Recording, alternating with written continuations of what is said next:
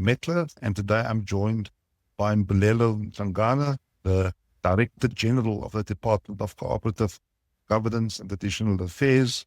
DG, thank you very much for being our first guest. Thank you very much, Johann, for having me. Thank you. Okay, so let's begin at a personal level. You have worked in the machinery of government for many years. What drew you to public service in the first place? Thank you very much for the question, Johann.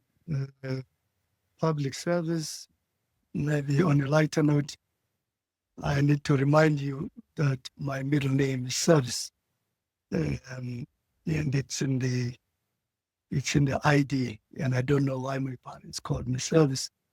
But on a serious note, I'm passionate about public service.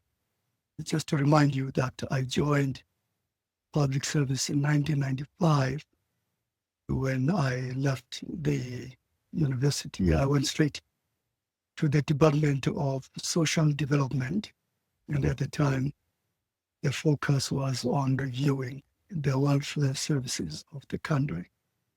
We were passionate about it after we have been taught quite a number of social services pathways by Vivian Taylor, who was our lecturer, honors degree lecturer in development studies. I think Vivian had a huge influence joining the social services department. And then immediately after that, the United Nations UNFPA gave us a sponsorship to go study abroad, and I went to the Netherlands, the social studies, the SSI, I think it's called Social Studies Institute. In the Netherlands, I continued on that part of social development. It's passion for public service, and I never looked back. After coming back from the Netherlands, I joined OCTA. It was called DCD then, Department of Constitutional Development. That was early 1999 as a deputy director responsible for municipal finance. And then I left the system again to join DBSA in 2003. So I've always been in the public service. DBSA is an entity of Treasury. So I've never left public service, and then came back to the Western Cape as a DDG, and then I became HOD for human settlements, and back to national government in 2013 as a DDG, programs and project management, and I ended up becoming a DG of human settlements, and now I'm at COCTA, where I started at national level in 1999, and I'm left with 1 year in my contract as a DG after having served as a DG for 10 years. So I've never left public service, and the passion is there. I've been in the public service since 1995, and that's a clear demonstration for the love of public service. I'll leave it there for now. Thank you. Thank you. That's very impressive by any standard.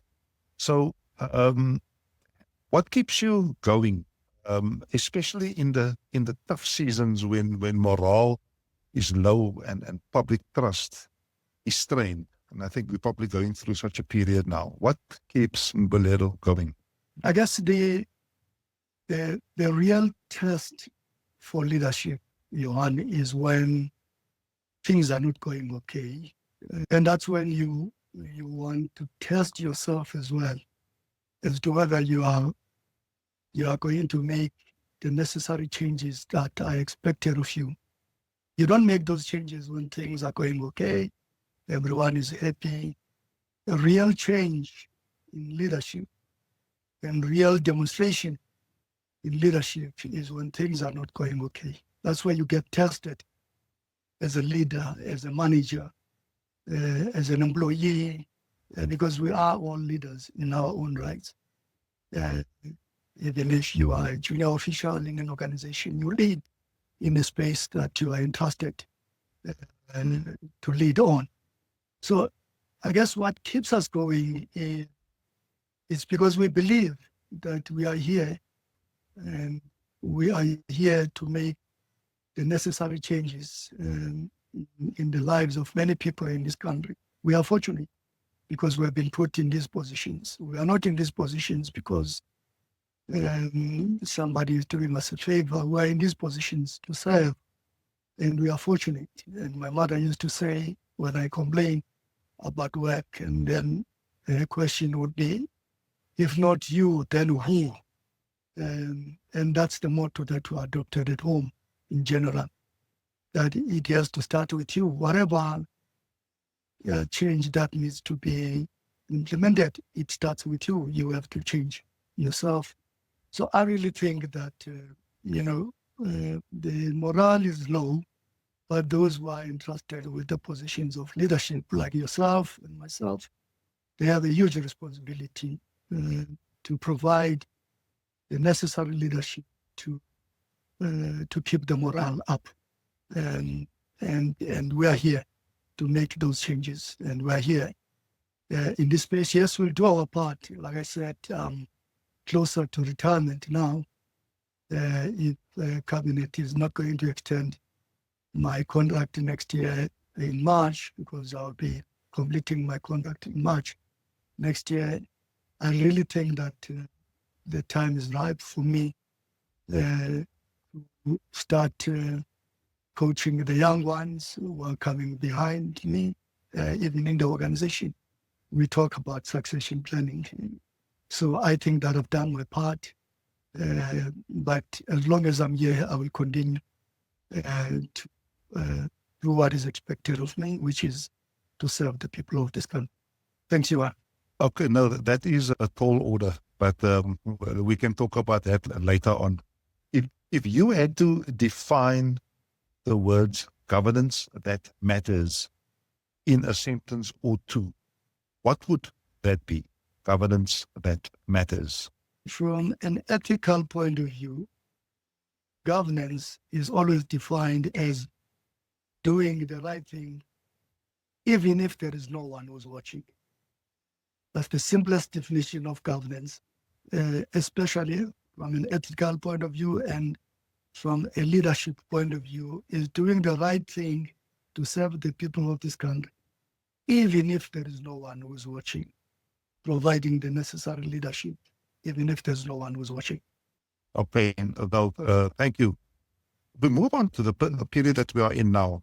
The white paper on local government, first written and published in 1998, was idealistic, was bold. It imagined a democratic, developmental local government close to the people. The 2025 discussion document describes a system in crisis. Where do you believe things started to unravel, DG? I really think that problems that we're experiencing right now in local government, they come a long way. Saying local government is not existing in a vacuum. It is existing within an economic context. When around 2006, 2007, or rather 2008, we experienced the credit crunch.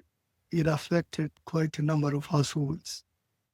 And the local government finance was affected as well, if you're looking at it from an economic point of view, because the challenges that the country is faced with has not been growing economically for more than a decade. And that's why I always tell colleagues at national level that there is no way that we can expect local government to perform when the national government is also not performing.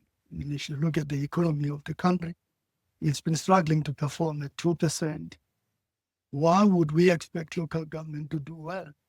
Because the factories, the households are all at local government level. Every project that we implement in this country is at local government level.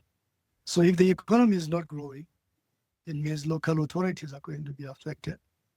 If you look at the national budget, for an example, the biggest item in the national budget is the debt servicing item. So are municipalities. If you look at our municipalities, the biggest budget item In our municipalities, not all of them, is also the debt servicing item. Debt to ESCOM, servicing the debt to water boards. So municipal budgets are beginning to mirror national budgets. That's the economic context, which I think affected the performance of local government. There is also a leadership context in it as well, that quite a number of local government leaders left local government to become ministers, to become premiers. For instance, the former minister of Kokta was mayor of Polokwane at some point, and she moved to become the deputy minister of Kokta and the minister of Kokta.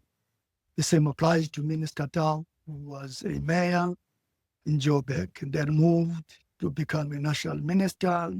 Mayor Masondo in Johannesburg as well, moved to become a member of parliament. So there has been a massive exodus, if you like, of quality leaders out of local government to other spheres of government. We've stabilized national and provincial government, maybe at the expense of local government. And lastly, there is an ethical question as well. Some of the people that we have seen emerging as municipal mayors, as speakers, it's people whose credibility is questionable in some, not all places. We don't want to paint everyone with the same brush, but we've seen instances. I mean, you should look at what's happening in Tsobotla, in Mamusa, and many other municipalities. You will agree with me that ethics and credibility in some places went out of the window. And we started seeing people with questionable credentials, with questionable ethics coming in as mayors, as speakers, and that affected local government. So I've answered your question by looking at the economic aspect of it, the leadership aspect of it, and the ethics of it. I'll stop there for now. Thank you very much. Thank you, DG.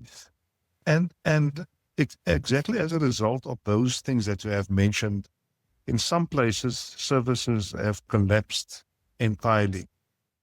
So what do we say? What do you say to South Africans who feel abandoned by the state? Well, we don't have to, we can't blame them, because at the end of the day, every survey that we have looked at it confirmed one thing about the lived experience of the citizens in this country, and that is there is a massive trust deficit between our citizens and government. And local government is at the forefront of service delivery. And it is the lived experience of our citizens that we need to listen to. And I think the studies that we've done, all the community service that we've done, they point to one direction, and that is there is a massive trust deficit between our citizens and government. I think it's going to take a lot of leadership to confront that. I don't think we want brush it aside or pretend as if it doesn't exist. I think we need to go back to the communities. And I guess it's one of the reasons why we defined in the Citizens Act a municipality to include communities. Because if you look at the definition of a municipality, it includes communities. So there is no shortcut to dealing with that reality, other than to go back to communities, maybe revive what we used to have in the late 90s, the Masakane campaign, you recall. It was all meant to bridge the gap between communities and municipalities. I mean, the first Masakane campaign was the municipality. And Ngoma, as you know, used to be a skunk of local government, if you like. And that's where all interventions were done. But we've seen some green shoots in that municipality over the last 5 years. A municipality that was in the news all the time for wrong reasons is now achieving clean audit, unqualified audit with no matters. I think that is a good start, because clean audit does not translate into service delivery sometimes. But at least one thing we know is that the finances of that municipality are now in good shape. And that's a positive start. And then that can translate into service delivery. And it is service delivery that we need to prioritize to deal with that trust deficit. Yeah. Thank you. Thank you, DG. If we now, with that in mind now, there is a recovery, so it is possible. White paper review, local government review of 26 process represents a chance for a reset to design a system that is fit for the current purpose now and looking forward. So what is different about this review? And how will we avoid producing just another report, DG? What we plan to do with this review is first and foremost to process, once we have processed, because there's a lot of work that has been done. Remember, you had the 2019 review, you had the 2021 review, which was done by Mike Sutcliffe and Sue Bannister and others. So there are many reviews that we've done. I think there was a 2005 review as well. What's different about this review is that it's intended to implement the reforms that are needed for us to turn local government around. But what keeps me awake at night, and this is one part that we talked about all the time with the team that is driving this process, Prof. Andrew Borain, Mr. Pascal Moloi, Mr. Fosi, and Mr. What we talk about all the time is that this is not going to be any other review.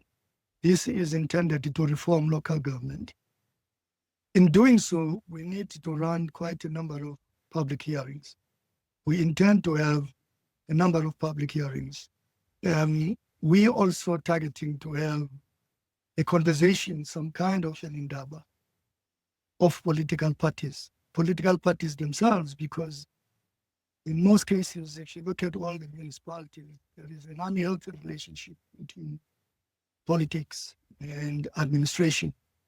So we're dealing with this differently. We've never done any review where we get communities to be involved, where we go on public hearings, where we get political parties to deliberate around things that are affecting local government, where we launch the process. We've already launched the process, and I think you and other panelists did a sterling job in the last launch of this local government 2026 white paper review. So this one is different because it's intended to change the system of local government, to confront the assumptions that we made in 1998. I mean, one of the biggest omission in the 1998 white paper is that local government did not take into account the role of traditional leaders. Even in the white paper itself, if you read the 1998 white paper, there is no mention of traditional leaders, and yet traditional leaders play a bigger role in local government. So I think the approach that we are adopting right now is different from any other approach that we've taken before. And it's sincere, and it's confronting the issues head on, and there will be public hearings. And we allow provinces as well to run their own public hearings. We also have SALGA utilizing the provincial chapters to run their own processes, engaging stakeholders. So in other words, even though the process is led by COCTA, we also have a bottom-up arrangement where we allow provinces to engage and submit to us formally what they would want to be changed in the system of local government. Thank you. Thank DG. That is very exciting. So if we get this right, what in your view would local government look like in 2030 and beyond? What's the vision that we are aiming for? The real vision in local government, if there are things where we cannot afford to fail, it is in the big five. Because traditionally, local government is meant to deliver the 5 big services, which is your roads, which is your water, roads and stormwater drainage, which is your water and sanitation, which is environment and electricity. We've always referred to these main big five local government services as big five. We can't afford, we can fail on everything, but these are the five main services where we are not allowed to fail as local government. So going forward, I know that maybe one of the challenges that we're faced with in 1998 is the fact that there was no representation at local government during apartheid. And apartheid local governments were not developmental in nature. I think we have put a lot of things that we expect local government to do. And we made an assumption that local government is going to grow with a growing economy. But going forward, I think we need to prioritize the big five. If I'm a municipal manager, in my view, I would have in my team a highly professionalized team of local government officials, because that's one area that is lacking in local government. So if we have to envision that local government 2030 from 2030, 2035, it's a system of local government that is not over-politicized, because currently the system of local government that we are running is extremely over-politicized. We would need a system of local government that is highly professional. We had a little conversation a week ago comparing the rules that governed the contracts of municipal managers during apartheid and the rules that governs contracts of municipal managers now. During apartheid, we had the clerical system. It was extremely difficult to get rid of the town clerk. In fact, the ordinances were very clear that if the council wants to alter the contract of the town clerk, they need to seek permission from the DG of the province, not the minister, because the problem with getting ministers to be involved in contract management and all of these things, or MECs, it is because sometimes politics kick in. And when politics kicks in, then there will be subjectivity. We would prefer a situation where administrative things are managed by administrators. And that can only happen if we professionalize the sector. We think that the white paper gives us an opportunity to professionalize the sector, allow administrators to administer these processes, protect municipal managers, municipal officials, because right now they are not protected at all.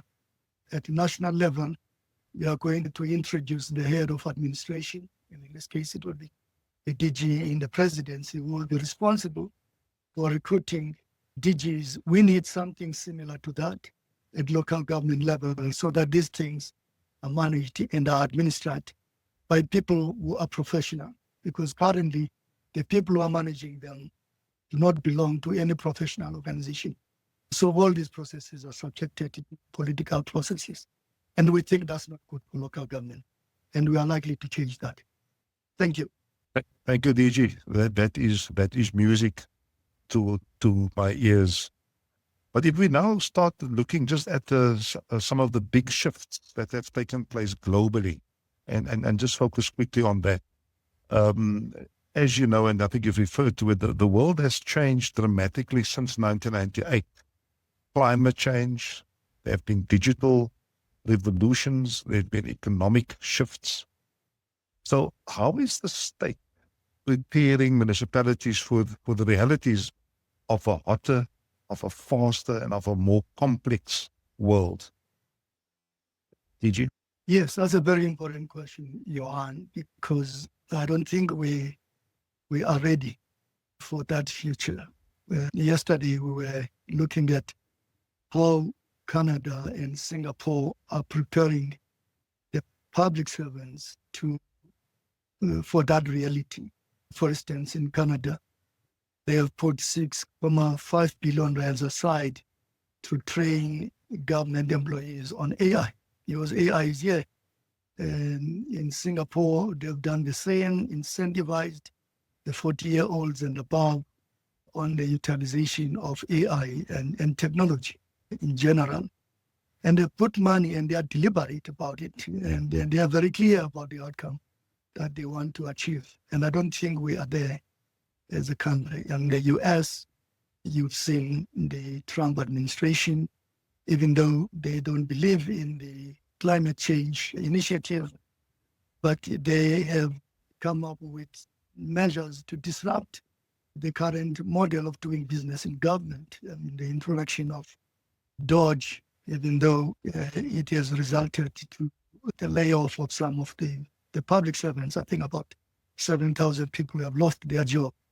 But the intention, what they are doing there is to demonstrate that technology is here to stay and government is going to be run more efficiently going forward.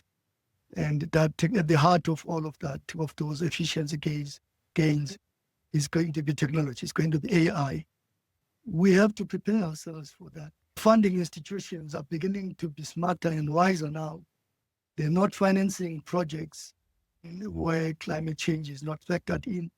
So it's going to be very difficult to raise capital going forward if your projects are not compliant with the new environmental regulations. We have to prepare local government because all of these projects are implemented at local government level. And local government is the heart of economic rejuvenation of every country.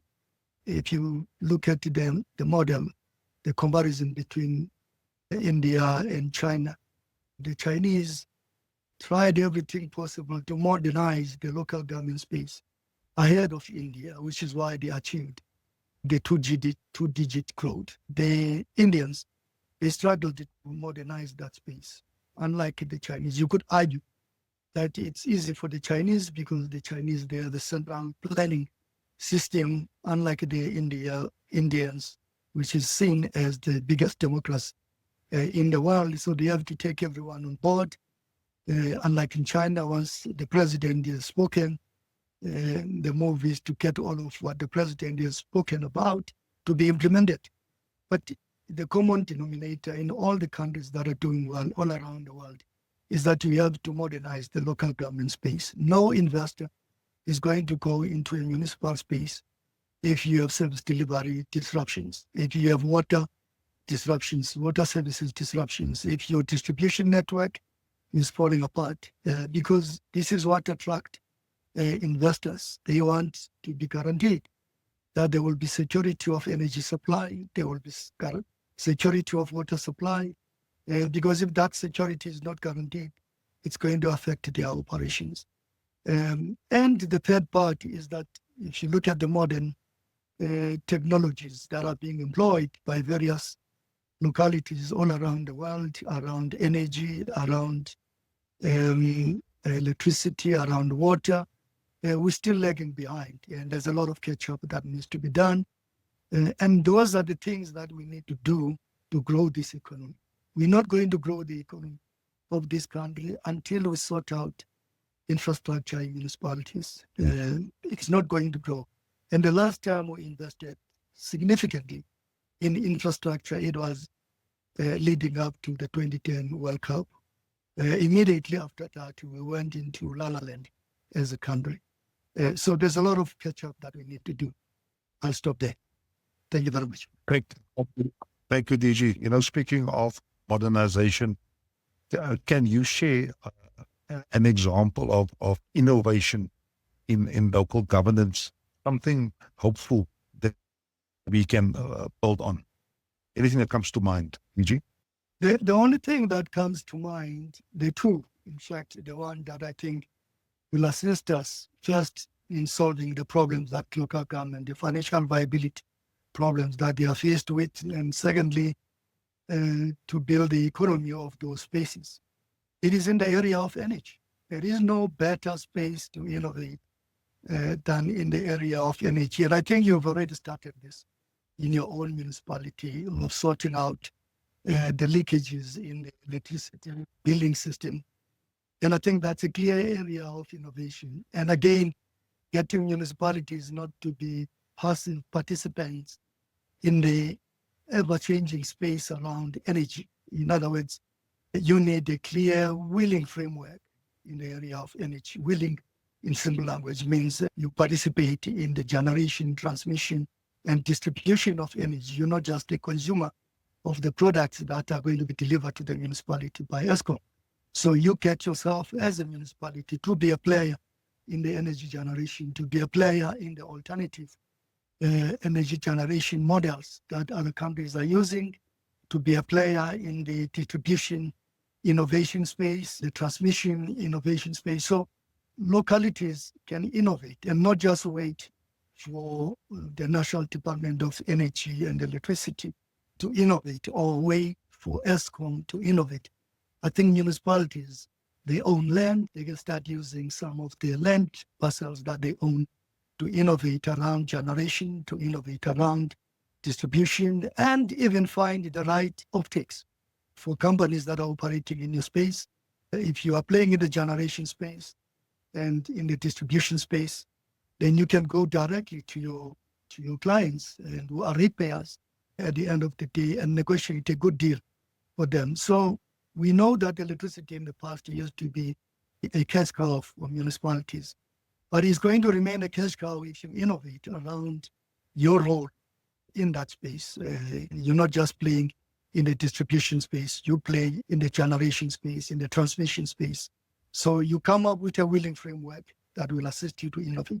As COPTA, we've already drafted a willing framework. We appointed the former CEO of City Power to come up with a draft willing framework. We've visited, I think, about 20 municipalities where we were assisting them to come up with their own willing framework, which will make it possible for them to innovate around electricity. I think the easiest area to innovate at a municipal level is the area of electricity and energy. You can do the same in water as well. The wastewater treatment plants that are collapsing in almost 70 of the water services authorities, you can innovate there as well. Innovation in water is also going to need to have a clear regulation space, because currently in the area of water, you have the National Department of Water acting as a referee and the player, unlike in energy, because you do have a clear regulator in the area of electricity. Water, the department is imposing the raw water tariff and also approving the bulk water tariff. And that bulk water tariff, if there are inefficiencies in the water boards, inefficiencies gets passed on to municipalities. So municipalities are getting a raw deal in the pricing of the water services in general. So there's a lot of work that needs to be done upstream in the area of water. That is why my view is that electricity is the easiest way to innovate. Energy is the easiest space to innovate. Energy and environment can coexist. If you look at Singapore as well, the way they burn waste to lighten up the city. I think in the area of waste management, there is a room for innovation there. Instead of creating too many landfill sites and create all these methane gases from those sites, you would want to either burn the waste, and burning the waste using the new technology I've seen in London, some cities in the UK as well, where they burn the waste to lighten up the business. Maybe that's another area that municipalities can use as innovation. In other words, there's room for innovation in energy, there's room for innovation in water, there's room for innovation in environment and waste collection. Thank you very much. Thank you. Thank you, DG. Now we are now at the end of this engagement. One quick one for you, just a quick one. If you have one message for every municipal official and citizen listening to this, what would it be? If you can just check your mic. Yes, municipal officials, thank you for that. Municipal officials are the real business managers. If you look at the caliber of government officials, national, provincial, the real people who are in the business of balancing their books, who are in the business of running the real business of raising revenue and keep the books balanced and make sure that they pass a funded budget. And municipal officials, national government officials like the DG who's speaking right now, they're not in the business of running a balanced budget. They don't have the headache of balancing the budget except the national treasury officials. So these are people who are actually experienced in running real business operations. And I would say that experience, you cannot buy it anywhere. to be a municipal official is the most important space to be as a government official, because you get to know real operations of running a business. If you can run a complex business of running operations in Tshwane, in the city of Johannesburg, you can run any business anywhere in the world, because running a mega city like Tshwane and Joburg is running a very complex business. And therefore, my view is that don't despair. You are in the right space. There is no better space to gain experience than to run municipal operations. Thank you. Thank you, DG. DG, thank you very much for your honesty. Thank you for your time and for opening this vital conversation. To our listeners, this is just the beginning. The White Paper on Local Government Review is open for your thoughts, and Governance Matters will be hosting a series of voices, municipal leaders, innovators, and citizens, all with one question in mind: how do we build a state that truly serves the people? Until next time, stay engaged, stay hopeful, because governance really does matter. Thank you. The end. Thank you very much. Thank you very much. Thank you, DG. Thank you, Johann. This was really good. I really liked this discussion. DG, I almost felt as if you were quoting me. Whenever I lead, I always say, ethics is doing the right thing, even when no one is looking. So thank you for exactly the case. Thank you very much. Thank you very much, DG. Bye-bye. Cheers, man. Bye-bye. Thank you. Bye. Bye.